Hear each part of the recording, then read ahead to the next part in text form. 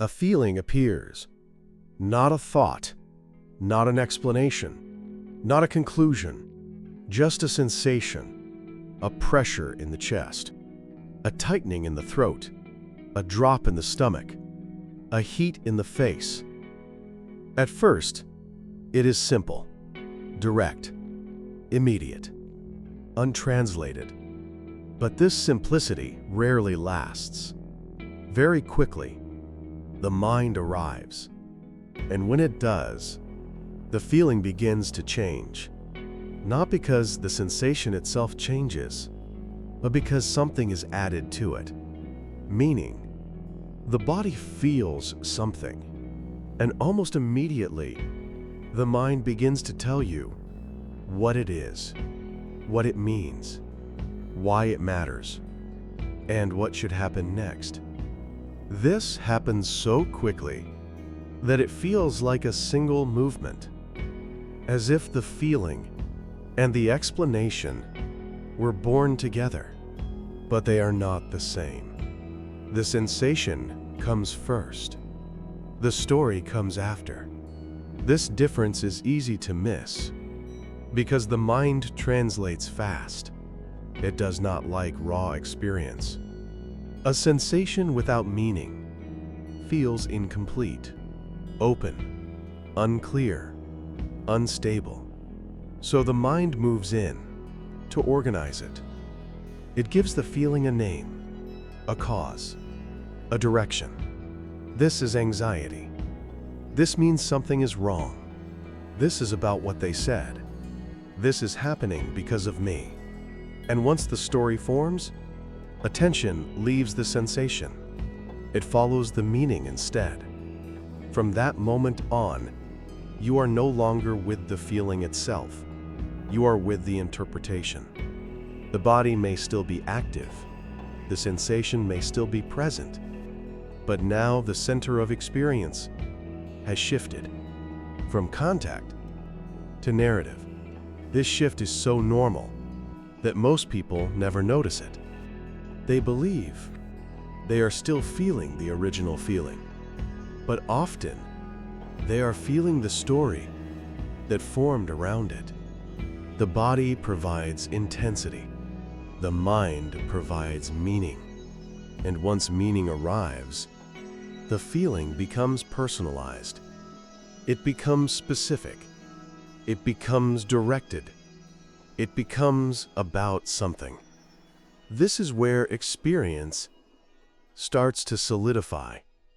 A simple sensation becomes evidence. A pressure becomes a warning. A contraction becomes rejection. A heat becomes anger. A drop becomes failure. And because the story fits the feeling, it feels true, not just convincing. True. This is why emotional narratives are so powerful. They don't begin as ideas. They begin as sensations. The body gives the story weight before the story has even been examined. So by the time language appears, it already carries force.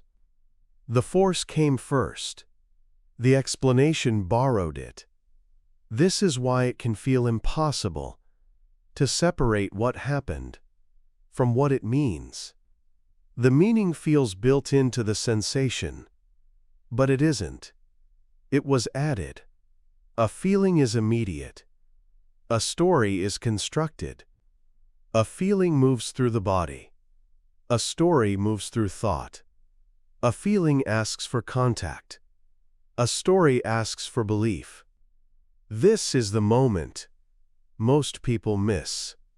Not the feeling itself, not the story itself, but the point where one becomes the other.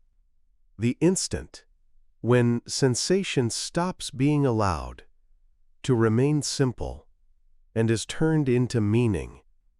This is not a mistake in any moral sense. It is what the mind does. It translates, it interprets, it connects, it completes. But the speed of that completion is what hides the process. You do not notice that interpretation has begun. You only notice that now the feeling seems to say something. And once a feeling seems to say something, you listen to it differently. You stop sensing it and start following it. That is where narrative begins. Not with words. With the first moment, a sensation is no longer left alone. There is a moment when this process can be seen, not stopped, not controlled, seen. A sensation appears, and instead of moving immediately toward explanation, attention stays with the body, not with the meaning, not with the story, not with the question of what it says, just with the sensation itself. This is much harder than it sounds, because the mind is fast. It does not wait. It does not like unfinished experience. It wants to know. It wants to classify. It wants to turn feeling into something understandable. So the habit is strong. Sensation appears, and narrative rushes in. But when the rush is noticed, something changes. The sensation is no longer fused with the story. They are seen as two different events. First, there is the body. Then, there is the interpretation. First, there is pressure. Then, there is meaning. First, there is movement. Then, there is explanation. That order matters. Because once the order is visible, the story loses some of its authority. Not because it disappears, but because it is no longer mistaken for the feeling itself. You begin to notice that the body never actually said, "This means rejection." The body never said, "This is failure." The body never said, "This is about me." The body only tightened, dropped, heated, contracted. Everything after that was added, and what is added can also be seen. This is where experience becomes less heavy, not because sensation becomes weaker, but because it is no longer carrying the full weight of narrative. A feeling without story is intense, but simple. A feeling with story becomes psychological. It stretches into time. It connects to memory. It projects into the future.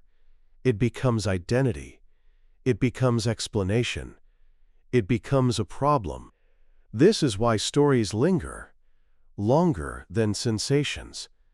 The body can move through something in seconds, but the story can keep it alive for hours, days, sometimes years. The sensation passes.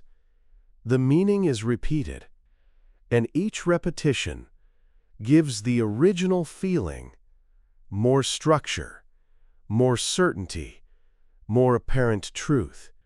This is how a momentary feeling becomes a lasting narrative, not by force, by repetition of interpretation. So the shift is not to fight the story. It is to see when the story begins, to notice the instant when simple feeling is no longer being felt, but translated. That translation is subtle. It sounds reasonable. It sounds accurate. It sounds like understanding. But understanding is not always what is happening. Sometimes, the mind is only moving too fast to let sensation remain unclaimed. And when sensation is allowed to remain unclaimed, something unusual happens. It moves, without becoming personal, without becoming symbolic, without becoming a conclusion. It rises, it changes, it fades.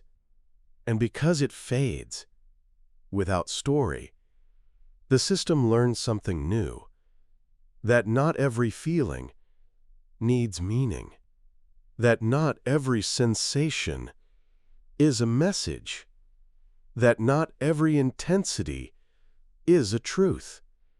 This does not make experience empty. It makes it cleaner, closer to what is actually happening before the mind begins to shape it. This is where a different kind of freedom appears. Not freedom from feeling, freedom from immediate narration. The freedom to let sensation be sensation for one moment longer before the story takes over.